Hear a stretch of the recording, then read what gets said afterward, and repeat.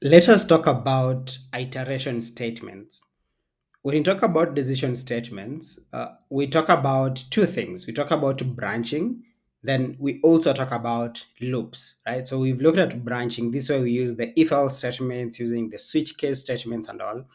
And when we talk about iteration, here's where we talk about loops. So loops, we have for loops, we have while loops, we have do while loops. We're going to look at this. And what loops do is that they let you process collections and retry certain actions and implementations that you're doing in your code.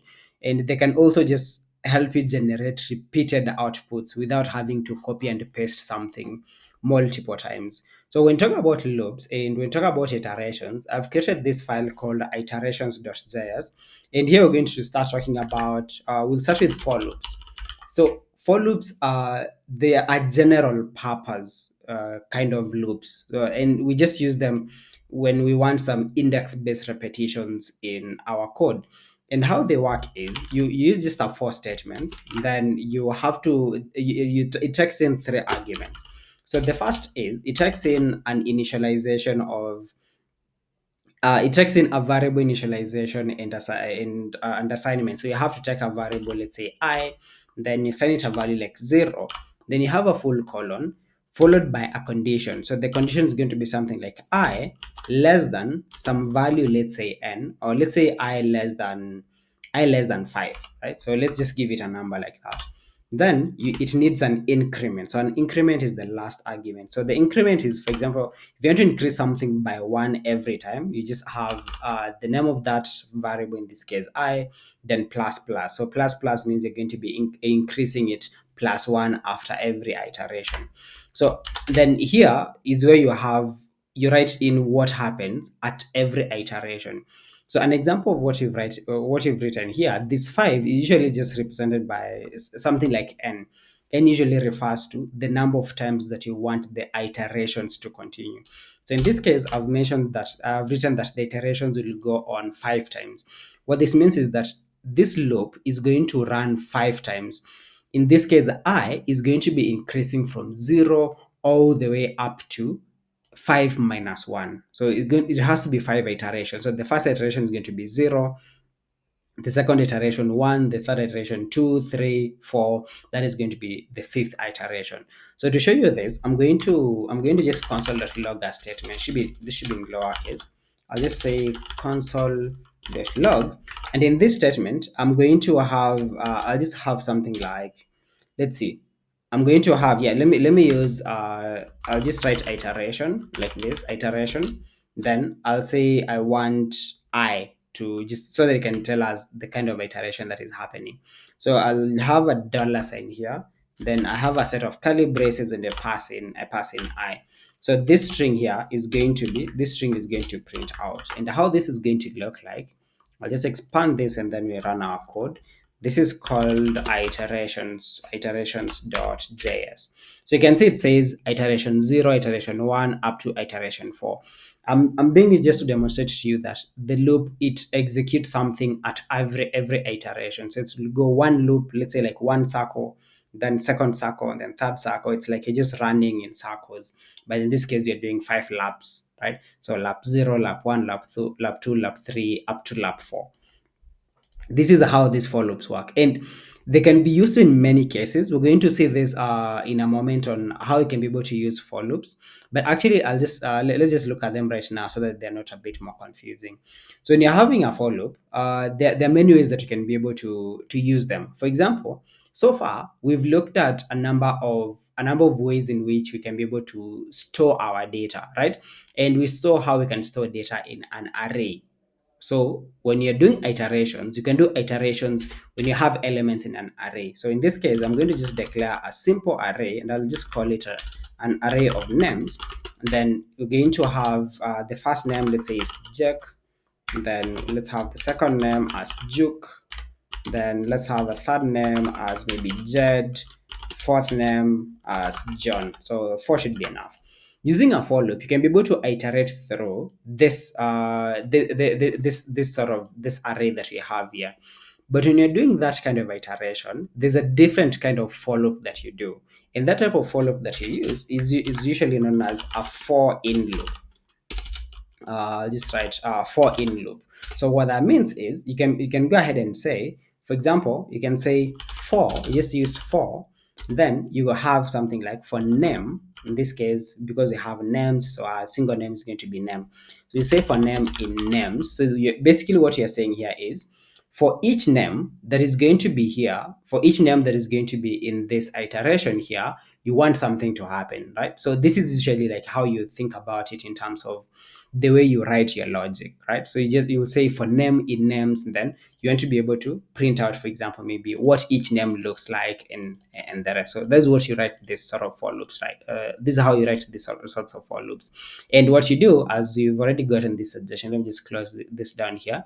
You need to have all this enclosed in parentheses. Then this first name here has to be, of course, a variable that you declare. So you can just say, for example, I'll just use a const. In this case, name. Then we'll say name in names. Right now, names is the main variable that we have here. Right. So when you say that for name in names, then you have a set of curly braces, and in here you can try and let's try and just do a simple console.log of name and see the output that you get first before we proceed. So when you do this, and I'm going to just disable this first for loop for now. So we'll clear this and run our code. You see what it gives us here. It gives us the index of each of the names that we have in this array that we have here. So it's telling us we have 0, 1, 2, 3, 4. So it's basically giving us the key. Remember, indexing in an array in this case starts from 0, 0, 1, 2, 3. So to get any element that you want to get, you have to pass in the name like this. Then you have to basically be reading elements from the list. So you can say names, but you want to print the name that is in there. So what this means is that when we're reading the list of name by the array that is of name that has all this list of everything that we have here, but we want name at index 0, at index 1, at index 2, up to at index 3, which is what we've seen here. I do hope this makes sense. And I'll run this code. So when you run it, you see it gives us Jack, it gives us Duke, Jed, John. This is another type of for loop that you'd write. So, but this one is usually good whenever you are iterating through a list, in this case, an array, or you're iterating through objects as well. Whenever you're iterating through objects, you can also just do the same for in and like that. So there's the number of ways that can be able to use this, but there are certain sort of caveats that we're going to discuss later on that you just have to keep in mind, especially when you're dealing with objects with the for in loop, because there's what you refer to as prototype chains and everything, but we're going to discuss those later on. In this case, I believe we understand how we do this. Now, when you talk about for loops, there's usually also what is usually known as the for of, right?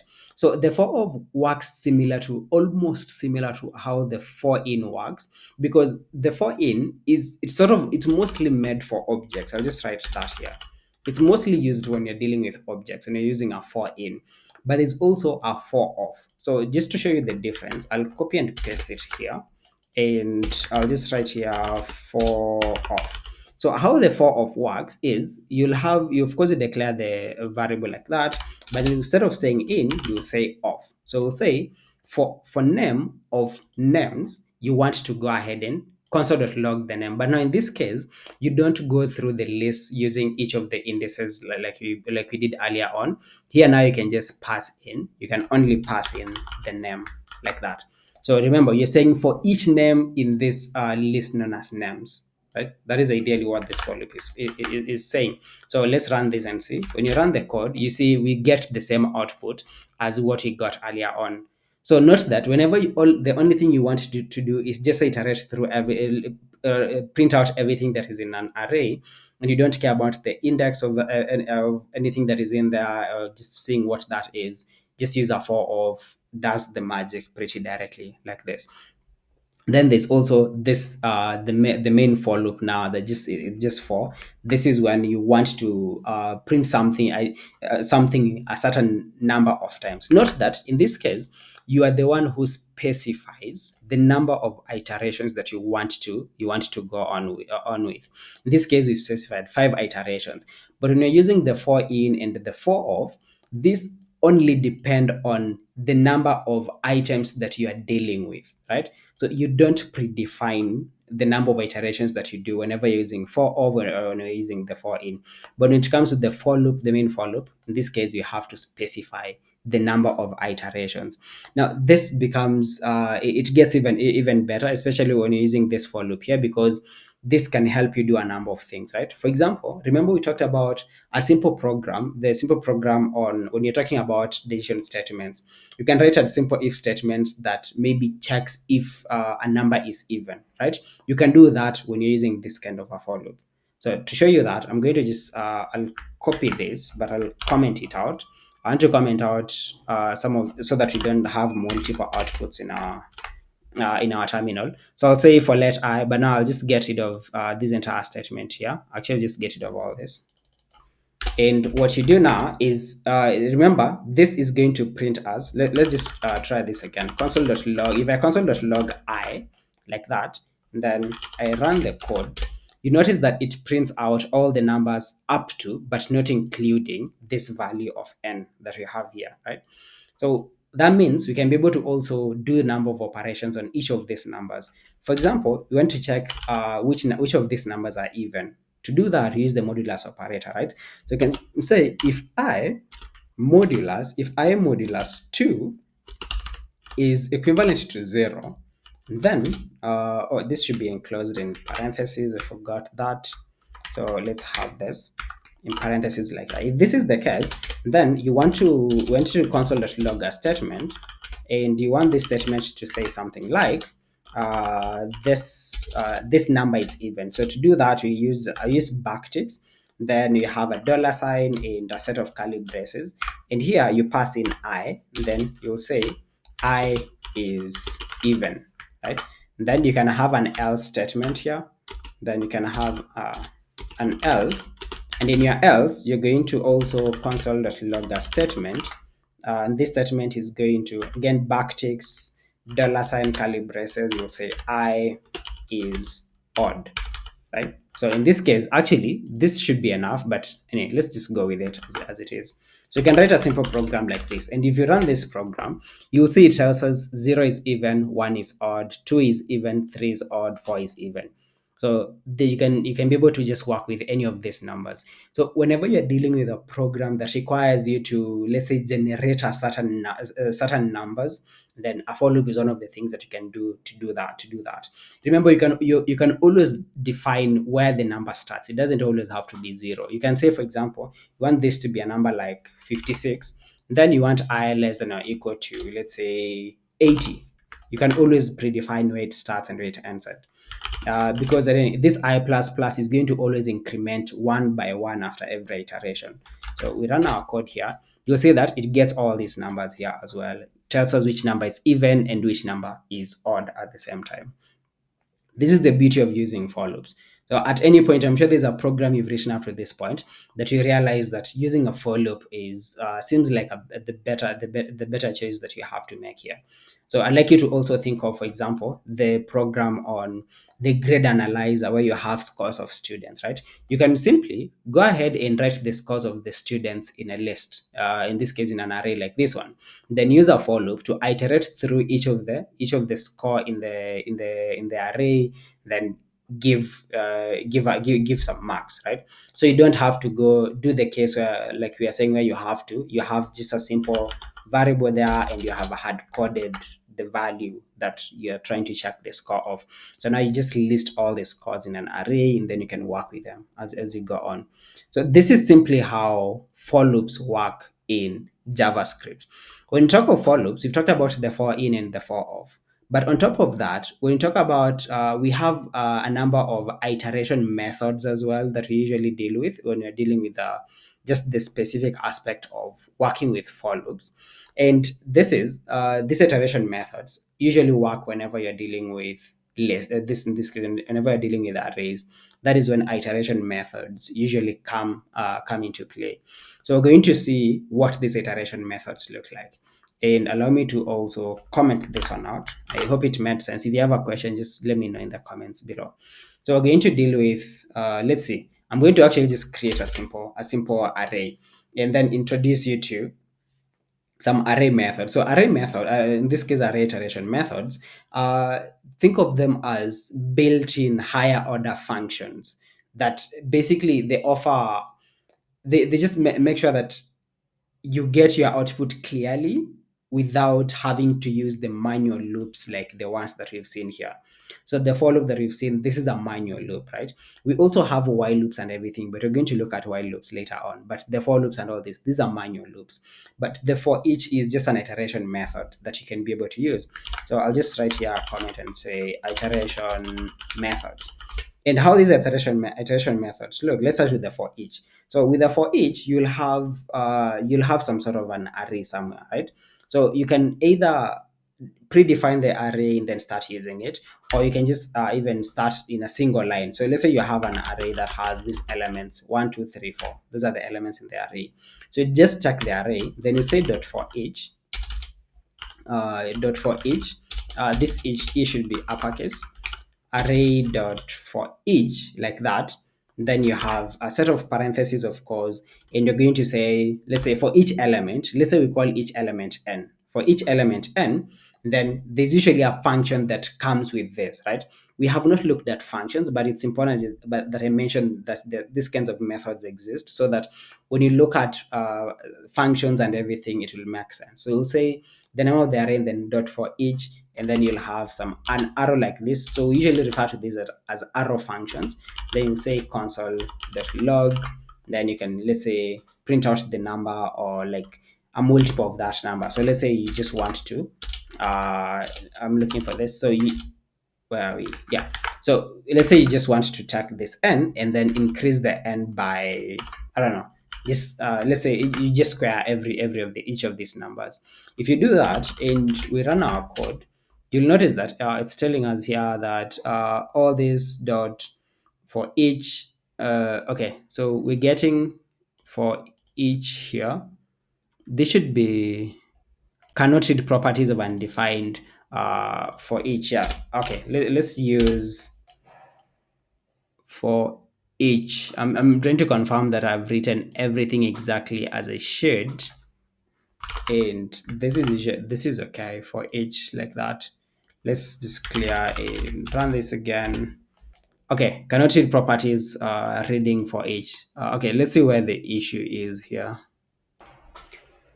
Okay, I see where the issue. There's actually no issue with our code. I just need to add a semicolon here, and that should be able to fix it. Let's try this again. Okay, we are also getting the same error. Oh, okay. I think I'm trying to just fix something different. Okay, so this is a really funny error, and the reason this is happening, and this is why it is important for everyone to note this as you're going forward. Always making sure that you close all the previous lines in your code with a semicolon. So because I haven't closed this line 6 here with a semicolon, so that is why it's not it's creating all this error. So once I close that, we run the code now, you see that it runs already, and it basically doubles all these numbers that you can see here. So that is why this dot for each is not working like this. But we do have so many of these iteration methods apart from the dot for each method. We have one that we usually call the dot map method. There's the dot filter, dot reduce. There are many of these iteration methods, but I'm going to just hold off on these ones for now, because they require this concept of arrow functions that we also haven't covered. But I'd like you to just keep in mind that these iteration methods do exist, and they're a bit clearer than doing manual iteration as we're usually doing here. Now, apart from using the for loops, you've seen the for in, you've seen the for off method. I'd like us to talk about the while loop now. So to talk about the while loop, I'll just create, okay, actually just allow me, I'm going to just get rid of all this here. Then I'll write here while loop. And while loops are also they're also iteration methods. And what while loops do is that they run while a condition remains truth. So if a condition is true all along, the while loop is going to go on. So let's say I'm going to create a variable here. I'll just call it okay, let me call it let me use let. So I'll create a variable here. I'll just call it count. I'll call it count, then give it a value of 0. Then I'll give it a while loop. This is how you write a while loop. You just write while, then you give it a condition. So let's say while count, then you'll say, let's say while count is less than 5. While count is less than 5, you have your curly braces. Then you can basically console.log the count, right? So you can console.log the count. Now this is something I want you to be very, very careful about. Once you've written it like this, do not run it immediately, because it's going to the while loops are going to usually end up with and end up in while loops usually end up in uh, continuous loops, right? That you have to terminate at some point. But in this case, what I want this to do is I want it to increase the count every time by 1. So in this case, I'm going to increase the count. I'll just increase the count first. I'll just increase the count by 1 by using just that count plus plus. And in this case, if we run our code, you'll notice that it only prints up to 4, right? The reason it's doing this is because you already set all the limits like that, right? So then let me go ahead and get rid of, just comment out this line. Then we run the code again. Let me just stop it immediately before we go any further, because there is again, you'll notice that it has printed so many zeros. This is because it ends up in a continuous iteration, and it's going to continue like that until your machine crashes, right? So you always have to be very careful when you're using while loops. That is why a lot of people don't like using them, because if you don't use it correctly, it's going to lead to lots of errors that you really, really don't want to deal with. This is what while loops work, how they work. So in this case, you've seen, as long as this condition is met, it's going to always execute what you've given it in here. But you also have to set some breaks so that a while loop does not end up iterating so many times that it crash until it crashes your machine. So once you've done that, we looked at the while loop. I also want us to look at a do while loop. So a do while loop, think of it as a sister or to a while loop. So the do while loop, what you do in this case, you have to define, of course, some sort of like variable. So let me say I define. Okay, I'm going to set something like, let's say, yeah, let me use I just call it num. Then I give it a number like 34. Then you'll have a do. So you have a statement called do. Then inside of this is where you write what should happen, right? So for example, let's say you just want to console.log a statement. Console.log a statement that says, let's say something like I love coding, like that. Then you will say while. So do this while this condition is true. Then in the condition here, I'll just say while, then give it a condition. So you can give it a condition like, let's say while num is less than 50. Just a random condition like this. And I'm going to close this as well. Then let's run our code. I'm going to just disable this for now. So when you run our code, you see it says I love coding. Let me just stop it. You've seen it says I love coding, and it also continues in that sort of iteration. It goes to it goes on and on to just infinity, basically, until your machine is going to crash. So you don't want these cases whereby you have loops that just go on and on and on and on to a point where you cannot be able to basically control what these loops are going to go ahead and do. Now, there are a number of ways that we usually use to try and control these kinds of things at times. And we control using what we refer to as break and continue statements. But because this is something that break and continue statements, I need to just create a separate video for that. For now, I'm going to just end this one here. But these are basically your loop statements and how they work. Then we're going to look at iteration statements in a later video as well. But I do hope you've been able to understand how for loops work and how a for in loop works. We've seen a for off loop, we've seen a while loop, and we've also seen how a do while loop works, and some of the limitations that some of these loops have as well. So I'll see you in the next one, and happy coding.